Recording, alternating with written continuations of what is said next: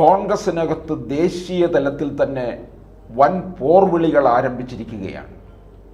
ശശി തരൂർ മുമ്പ് പറഞ്ഞ പല കാര്യങ്ങളും ഇപ്പോൾ അഹമ്മദ് പട്ടേലിൻ്റെ മകൻ അതേ ചോദ്യങ്ങൾ നെഹ്റു കുടുംബത്തിനോട് ഉന്നയിക്കുകയാണ്. രാഹുലും സോണിയയും നേതൃത്വം മാറണം, എങ്കിൽ മാത്രമേ കോൺഗ്രസ് നന്നാകൂ. ഇവർക്ക് രാഷ്ട്രീയം അറിയില്ല. മുൻപ് ശശി തരൂർ തന്നെ പറഞ്ഞിട്ടുള്ളതാണ്, രാഹുൽ ഗാന്ധിക്ക് രാഷ്ട്രീയവും ചരിത്രവും അറിയില്ല എന്ന്. ട്രംപ് ഇന്ത്യയെ വിമർശിക്കുന്നു, അല്ലെ നരേന്ദ്രമോദിയെ വിമർശിക്കുന്നു. അതുപോലെ രാഹുൽ ഗാന്ധി എന്തടിസ്ഥാനത്തിലാണ് സ്വന്തം രാജ്യത്തെയും സ്വന്തം രാജ്യത്തെ പ്രധാനമന്ത്രിയെയും വിമർശിക്കുന്നത് എന്നാണ് അഹമ്മദ് പട്ടേലിൻ്റെ മകൻ ചോദിക്കുന്നത്. തോൽവികൾക്ക് ഉത്തരവാദികൾ പ്രധാനമായിട്ടും രാഹുലും പ്രിയങ്കയും തന്നെയാണ്. ഇവർ ആ നേതൃസ്ഥാനത്തേക്ക് മാറണം. ഉത്തരവാദിത്തപ്പെട്ടവർക്ക്, കാര്യശേഷിയുള്ളവർക്ക്, കാര്യബോധം ഉള്ളവരെ ഇത് ഏൽപ്പിക്കണം. അതിന് പറ്റിയ ഒരാളാണ് ശശി തരൂർ എന്ന് പട്ടേലിൻ്റെ മകൻ പറയുന്നത്. ശശി തരൂർ ഇന്ന് ആ കോൺഗ്രസിൻ്റെ ദേശീയ അധ്യക്ഷ പദവിയിൽ ഇരിക്കുകയായിരുന്നുവെങ്കിൽ പാർലമെന്റിൽ ഇപ്പോഴുള്ളതിനേക്കാൾ 10 സീറ്റ് കൂടുതലുണ്ടായേനെ. മല്ലികാർജുൻ ഖാർഗെ എന്ന് പറയുന്നത് നമുക്കറിയാം, സോണിയാഗാന്ധിയും രാഹുൽ ഗാന്ധിയും പ്രിയങ്ക ഗാന്ധിയും പറയുന്നത് ആ വരച്ച വരയിൽ നിൽക്കുന്ന ആൾ മാത്രമാണ്, അതിനപ്പുറം ഒന്നുമല്ല എന്നുള്ളതാണ്. രാഷ്ട്രീയ സ്പന്ദനങ്ങൾ മനസ്സിലാക്കാൻ കഴിയുന്നുണ്ട്. അതുകൊണ്ടാണ് പറയുന്നത്. ഇത് മിക്കവാറും സംഭവിക്കാൻ പോകുന്ന എവിടെ നിന്നാണ്? കർണാടകയിൽ നിന്ന് തന്നെ തുടങ്ങും.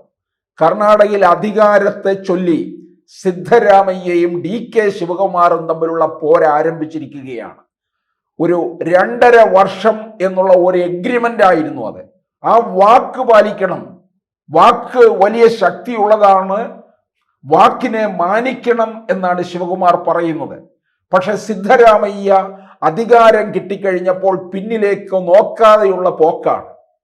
അപ്പോൾ തീർച്ചയായിട്ടും അവിടെ തന്നെ പിളർപ്പ് തുടങ്ങും. ആ പിളർപ്പ് രാജ്യവ്യാപകമായിട്ട് തന്നെ മാറും. ഈ കോൺഗ്രസ് എന്ന് പറയുന്ന ഒന്ന് ഇല്ലാതായി മാറും എന്നുള്ളത് ഉറപ്പാണ്.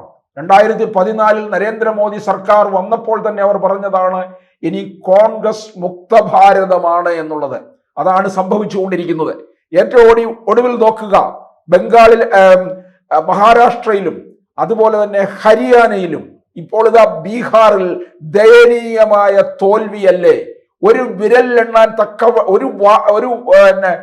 ഒരു കയ്യിൽ എണ്ണാൻ പാത്രമുള്ള അംഗസംഖ്യ പോലും ഇല്ലാത്ത തരത്തിലുള്ള നാണം കെട്ട പതനത്തിലേക്കാണ് കോൺഗ്രസ് ബീഹാറിൽ പോയത്. ഇവർ നേതൃത്വം കൊടുക്കുന്ന ഇന്ത്യ മുന്നണിയിലുള്ള സഖ്യകക്ഷികൾക്ക് പോലും ഈ രാഹുൽ ഗാന്ധിയിൽ വിശ്വാസമില്ലെന്നുള്ളതാണ്. അതുകൊണ്ട് തന്നെയാണ് മമതാ ബാനർജിയും അതുപോലെ ആം ആദ്മി അവരെല്ലാം തന്നെ പിന്മാറിയത്. അപ്പോൾ തീർച്ചയായിട്ടും നമ്മൾ മനസ്സിലാക്കേണ്ടത്, ഈ രാഹുൽ ഗാന്ധിയെ സംബന്ധിച്ചിടത്തോളം ഒരു അപക്വമായിട്ടുള്ള ഭാവി പ്രധാനമന്ത്രി എന്നുള്ള ഒരു സ്വയം വിശേഷണത്തോടുകൂടി, സ്ഥാനപ്പേരോടുകൂടി നടക്കുകയാണ് ചെയ്യുന്നത്. ഇങ്ങനെയുള്ള ഒരാളെ രാജ്യം ഏൽപ്പിച്ചു കഴിഞ്ഞാൽ ഏത് തരത്തിലായിരിക്കും പോകുന്നത്? ശശി തരൂർ എന്തെല്ലാം കാര്യങ്ങളാണ് പറഞ്ഞിട്ടുള്ളത്? അദ്ദേഹം ഓപ്പറേഷൻ സിന്ദൂറിന് പോയതിനെതിരെ ഇവിടെ രാഹുൽ ഗാന്ധിയെ പിന്താങ്ങുന്ന കുറെ പെട്ടിയെടുപ്പുകാരുമാണല്ലോ അതിനെ വിമർശിച്ചത്. ദേശീയ ബോധമുള്ള, ദേശസ്നേഹമുള്ള ഏതെങ്കിലും ഒരാൾ അതിനെതിരെ വിമർശനം ഉന്നയിക്കുമോ? രാഹുൽ ഗാന്ധി ചെയ്തതും എന്തായിരുന്നു? ഓരോ തവണ പരാജയം സംഭവിക്കുമ്പോഴും വിദേശ രാജ്യങ്ങളിൽ പോയി ഇന്ത്യക്കെതിരെ പ്രവർത്തിക്കുന്ന ഛിദ്രശക്തികളുമായി കൂട്ടുചേർന്നുകൊണ്ട് അവിടെ ഇരുന്നു കൊണ്ട് പ്രസ്താവന നടത്തുക, നമ്മുടെ രാജ്യത്തിനെതിരെ പ്രവർത്തിക്കുക. ഇതാണ് ഇദ്ദേഹത്തെയും ഇദ്ദേഹത്തിന്റെ പാർട്ടിയെയും അനുദിനം താഴേക്ക് കൊണ്ടുപോയിക്കൊണ്ടിരിക്കുന്നത്. ഇനി എവിടെയാണ് ഇവർക്ക് കോൺഗ്രസിന്റെ ഭരണം അവശേഷിക്കുന്നത്? കേരളം എന്ന് പറയുന്ന ഒരു പച്ച തുരുത്താണ്. പലപ്പോഴും LDF സർക്കാർ മാറിക്കഴിയുമ്പോൾ UDF വരുന്നു, UDF മാറുമ്പോൾ LDF എന്നുള്ള ഒരു ചിട്ടയിൽ ഇങ്ങനെ പോവുകയാണ്. 2021 പിണറായി വിജയൻ തുടർഭരണം ആവർത്തിച്ചു.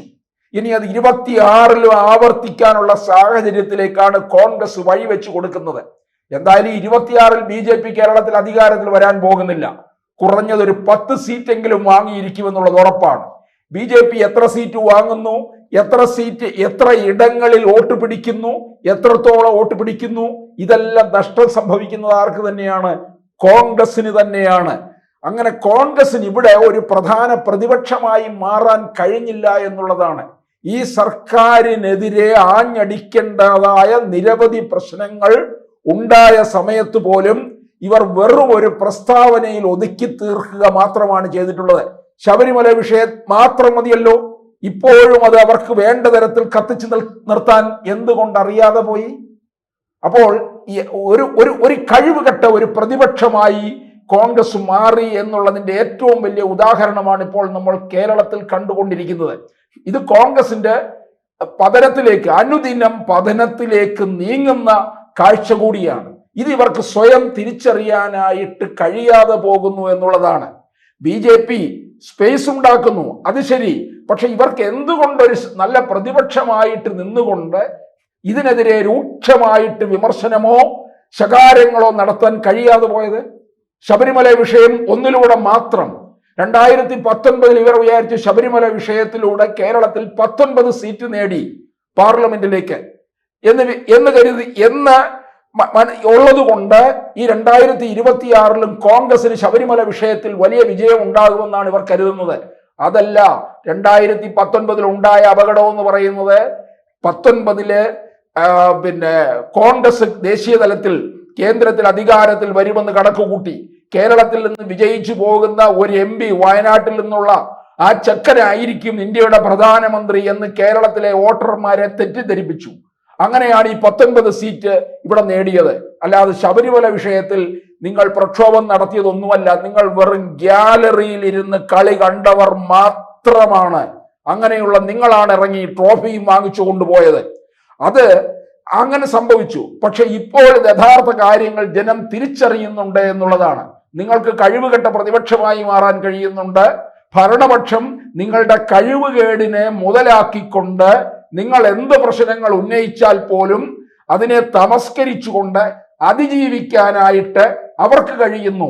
അവർ പുതിയ തന്ത്രങ്ങൾ മെനയുന്നു. നിങ്ങൾക്ക് സംഭവിക്കാൻ പോകുന്നത് എന്താണ്? നിങ്ങളോടൊപ്പമുള്ള പ്രധാന ഘടകകക്ഷിയായ ലീഗും അല്ലെങ്കിൽ മറ്റുള്ള ഘടകകക്ഷികൾ പോലും നിങ്ങൾക്ക് പതനമുണ്ടാകുമ്പോൾ ആ മുന്നണി തന്നെ വിട്ടുപോകുന്ന ഒരു സാഹചര്യം ഉണ്ടാകുമെന്നുള്ളത് ഏറ്റവും ആസന്നമായിരിക്കുന്ന കാര്യമാണ്. പഞ്ചായത്ത് തെരഞ്ഞെടുപ്പ് കഴിയുമ്പോൾ തന്നെ കൃത്യമായിട്ടറിയാം കേരളത്തിൽ കോൺഗ്രസിന്റെ ഭാവി എന്താകും, കേരളത്തിൽ ഇനി കോൺഗ്രസ് ഗുണം പിടിക്കുമോ എന്നുള്ളത്. അപ്പോൾ കർണാടകയിൽ ഒരു വഴിക്കൂടെ പോകുന്നു, പിളരാൻ പോകുന്നു. അത് ദേശീയ തലത്തിലേക്ക് വ്യാപിക്കും. കാരണം അഹമ്മദ് പട്ടേലിന്റെ മകൻ എടുത്തിട്ട ഈ പ്രധാനപ്പെട്ട പ്രശ്നം തന്നെ ഇവിടെ എല്ലാവരും തരൂരിനെ കുറ്റപ്പെടുത്തിക്കൊണ്ടിരുന്നല്ലോ. തരൂർ പറയുന്നത് കോൺഗ്രസിൽ നിന്ന് പുറത്തു പോകാൻ വേണ്ടിയാണ്, അങ്ങനെയാണ് ഇങ്ങനെയാണെന്നൊക്കെ പറയുന്നല്ലോ. ഇപ്പോൾ പട്ടേലിന്റെ മകൻ പറയുന്ന കാര്യങ്ങൾ എന്താണ്? അതും കൃത്യമായിട്ടല്ലേ പറഞ്ഞിരിക്കുന്നത്. തോൽവികൾക്ക് ഉത്തരവാദികൾ രാഹുലും പ്രിയങ്കയുമാണ്. അങ്ങനെയുള്ള ഇവർ നേതൃത്വം മാറണം, എങ്കിലേ ഇനി ഉള്ള കാലത്തെങ്കിലും കോൺഗ്രസിനെ ശക്തിപ്പെടുത്താൻ കഴിയുകയുള്ളൂ എന്നുള്ളതാണ്. ശക്തിപ്പെടുത്താനെന്നല്ല, ശക്തി ഇല്ലാതായി തീർന്നിരിക്കുന്നു. ഇനി ഒന്നുകൂടി പുനരവതരിക്കേണ്ടിയിരിക്കുന്നു എന്നുള്ളതാണ്. അത് കോൺഗ്രസിന് ഇനി കഴിയുമോ ഇല്ലയോ എന്നുള്ളത് കണ്ടറിയേണ്ടിയിരിക്കുന്നു.